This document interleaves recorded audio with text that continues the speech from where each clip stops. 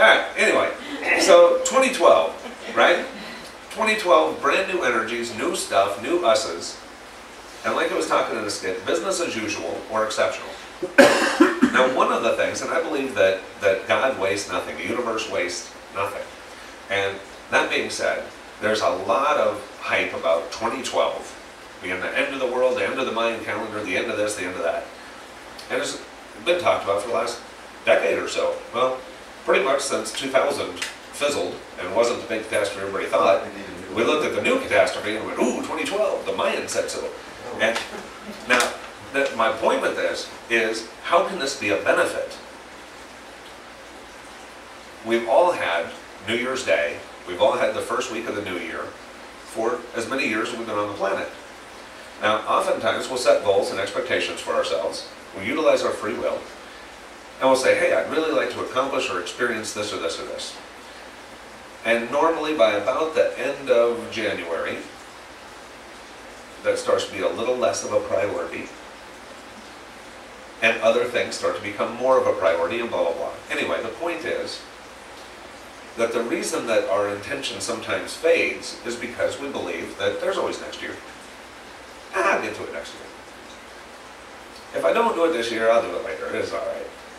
So if there was just a 1% back here that 2012 could be it, of course I don't think it is, but if there was just that 1%, how could God use that 1%? Just as a mental exercise, and not from a doom and gloom end of the world stuff, but just as a mental exercise, if the world really did end on December 21st, 2012, then what would you really do between now and December 21st, 2012? If you knew with certainty that it was actually going to end. Party like a rock star. Okay, so do it. Anything that we want, anything, and this is the difference between, in the skit, business as usual or an exceptional year. If we believed that the world was actually going to end at the end of this year, then how would we live this year differently? How exceptional would this year be if we let go of the shoulds and have-tos and what we believe is possible, or not wanting to disappoint other people in our world or their set of expectations for us? If we knew that it was all going to be done in a year anyway, what trip might we take? What conversations might we have? What goals, what purposes might really come to the surface? How much might we really treasure this time together? In church, at a restaurant, at the beach? How much less of some things might we do in our lives, and how much more of other things might we do in our lives if we knew that this was the last trip around the sun? Now again, I don't say that from a doom and gloom perspective. I think it's going to happen. I don't. But I love what it could mean for this year, for me. If I just toy with the idea of, if it were it, if this were it, what would I do different? As this is the beginning of a brand new year, and I don't have to carry 2011 into my 2012, what might I do different if I didn't think there was a 2013? Every person I've ever known, and I've done a lot of speaking at paranormal and metaphysical conferences where people have had, they call them near-death experiences, but where they've been dead for a specific amount of time, and come back and they all, you know, that country song of "Live Like You Were Dying," you know, with the, once I was dead, then I came back, and now life is completely different because there is no fear of this, that, and because I realize how precious this gift of life is, and I really want to maximize every moment, and with God I can co-create whatever it is I want. When we think about life somehow being eternal, that we're just kind of here forever, there's no great rush. There's no great need to set a higher expectation of things or a higher intention of stuff, because it just needs to be a little better than last year in order to be a success. It needs to be a little different. There's these couple things that I've done different over here in this year to have made it a little more fun, a little more enjoyable, a little more of this. And we can make this year, 2012, a little more year. A little more of this, a little more of that. A little bit easier, a little bit happier. Or we can make this year exception. We can make this year actually living, actually co-creating our ideal reality. Going beyond the possible. Now, I love stories that I get to see and be a part of firsthand. Now, y'all know my mom. You know her. And if you were at the card party in November, and she was having some problems with her sister, and she said, gosh, what do? I want some guidance on this. And went around the table about, some things with forgiveness and this and that and these and those. And then she came back a month later, having walked through all that and healed a bunch of stuff, and said, I still need guidance on my sister. I just don't know what to do. I've done everything that came through with guidance to do. I've done those things. But what do I do? She's the only sister I got. And Mary and I looked at her and said, she doesn't have to be the only sister you got. Take that energy and create a new sister. I said, if I can do it to create a new dad, then you can sure as heck do it to create a new sister. And she went, oh yeah, I suppose I could do that. And then our mind started to put it into the possible. Well, maybe it could be so-and-so at church, and maybe it could be so-and-so, and maybe it could be a friend that felt like a sister, and maybe it could be. We said, well, yeah, maybe it could.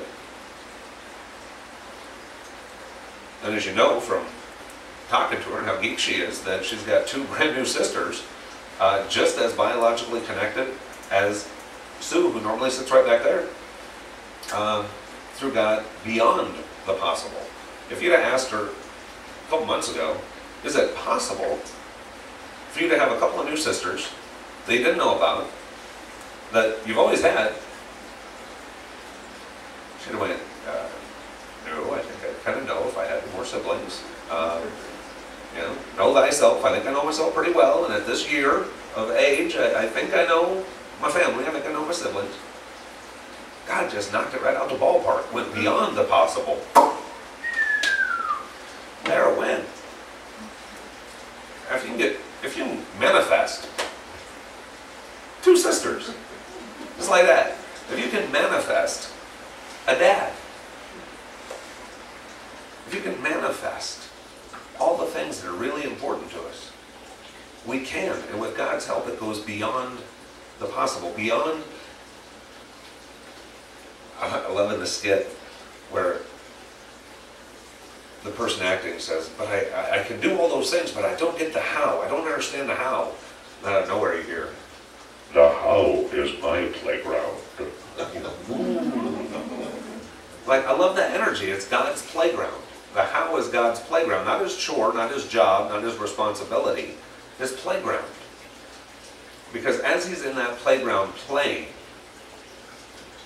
as we're stretching ourselves outside of our comfort zone to experience the exceptional, because as it said in the skit, he didn't create us for mediocrity. To experience the exceptional. What is important in your life right now? If you can just close your eyes and think about that one thing in 2012, that one thing that would just knock it right out the ballpark for you in a very personal way. That one thing that just, wow, if I could experience this or that, if I could have, do, or become, whatever it is, this one thing that you cannot conceive of a way that you could do it. This isn't a step-by-step thing. This isn't a, well, if I do A, and then I get B, and then I get C, and then I get D, and then I get F. Right? It's not that. We're not talking about that stuff. That's thinking stuff. What we're talking about is dreaming stuff. To have this thing, this experience, this, whatever it is, it could be a spiritual gift, it could be a financial thing, it could be a trip, it could be a relationship, it could be a purpose being done, that this is what my purpose is, what I do all day, every day, that's how I pay the bills. It could be any of these things. It could be taking this thing to this level. It could be healing that relationship that's always plagued us. It could be anything that you can conceive and you can believe you can achieve. What would that one thing be that if it were to happen, you would have no choice but to say, oh, that was God. Kind of like, oh, 2 new sisters, right? Like huge. Like, what would that thing be that you want really bad but you don't know how to get for yourself? I ask you to think about that one thing. And you can repeat this exercise. It's not like Genie where you get 3 wishes. Like, you can do it over and over and over and over again. But for right now, we'll start with 1 step. It's just that one thing that to experience it would make you go, wow, God's amazing. Think about that one thing and welcome that into your 2012. I invite you to co-create it with God. Co-create it with the entire universe. That everything, every person, every being is pulling for your success. Pulling for you to have to experience that thing that you want. Because nothing is outside of you. You don't have to earn it. You don't have to do these things.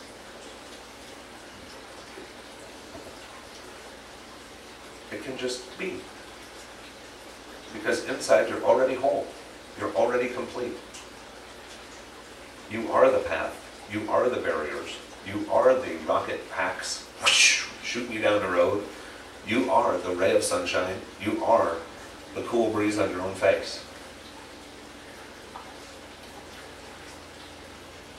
This is kind of a fun little exercise. I'm just going to have everybody do it with me real quick because it's real easy. And I know meditation's Mary's playground, but this is one that I love and I think it's fun. So close your eyes. Imagine looking out and seeing your own hand. And in your hand is an apple seed. And take that apple seed and plant it in the ground next to your feet. Imagine a little sprinkle can there with some water.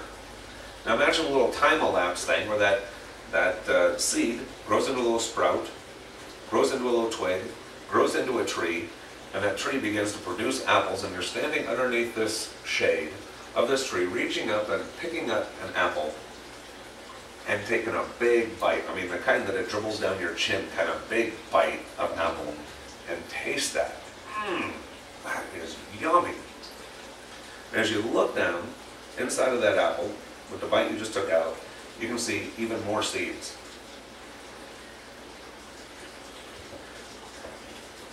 I had to open your eyes for a second because that was all 100% your creation.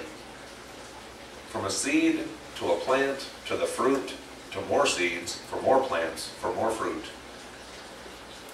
If you're like me, you can taste it. You can hear the crunch as you bit into it. You can even feel the little dribble coming down your chin as you... The creation process, the co-creation process is that easy if we let it be. Because we're not in it alone. I'm co-creating with you, you're co-creating with me, we're all creating with our spirit guides, totem animals, God, everything. There is nothing beyond our grasp. So I welcome you to an exceptional 2012, not a business as usual year. We can have it either way, and I'll support whatever decision you do. Just I'll ask you to support whatever decision that I do, but for me, I look at, I'm ready for exceptional. I've had a couple of business as usual years, I don't know about you guys, but I had kind of a couple of business as usual years. I mean, they were cool. They were cool, don't get me wrong. There was some cool stuff. Some way cool. I got married, got adopted, moved to Florida, bought a house, started a church, became friends with like this whole spiritual family. And yeah, it's not that business as usual has been bad at all, but it's like, even as those things already were exceptional, exceptional has become my business as usual. But now I want the next level of exceptional. It's kind of like, I don't know, my mind works in goofy stuff, but when, the first time you ever went to a casino and you played the penny machine, it was like, oh, look, they're spinning. Come on. And after a while, it was like, yeah, okay, I think I'm playing. Winning, losing. You had to go to nickels. Because pennies just didn't do it for you. You built up a tolerance. And at some point, you had to go to quarters. Because nickels just wasn't making it happen. Then you had to go to the dollar machine. All right, maybe none of this happened to you, but it happened to me once. That's why I don't go to casinos. Actually, I do. I just don't really gamble. It's kind of fun. But anyway, you should build a tolerance to it, and you have to go to that next level of whatever it is in order to get the same rush, the same growing outside of your comfort zone. And So when your normal becomes exceptional, then to take it to the next level of exceptional, boy, that's exciting, because I don't even know what that would look like. I got some ideas. Do you have ideas? What are your ideas for your 2012? If you could really have it. Because you can't. Thank you.